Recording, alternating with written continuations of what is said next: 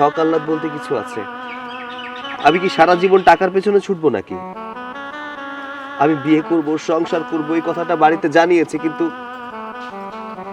তারা বলছে বিদেশে চলে যাও, টাকা ইনকাম করো। আমি আর পারছি না চাচা, আমাকে একটা ভালো পরামর্শ দিন, আমি কি করব?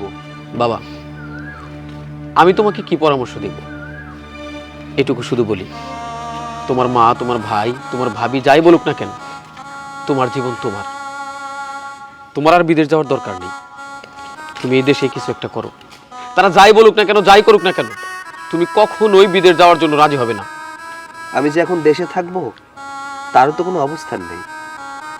যে টাকা পয়সা বিদেশ থেকে ইনকাম করে পাঠিয়েছিলাম, সমস্ত টাকা পয়সা দিয়ে বাড়ি করেছে, ব্যবসা করেছে, একটা টাকাও ব্যাংকে নেই। তাহলে আমি কি করবো এই দেশে থেকে? আমার কাছে তো একটা টাকা জমানো নেই। আমি আমার জন্য একটা টাকাও কখনো জমাইনি। ভেবেছিলাম সমস্ত টাকা পয়সা বাড়িতে পাঠিয়েছি, আমার জন্য কিছু টাকা থাকবে, ওই টাকা দিয়ে ব্যবসা করব।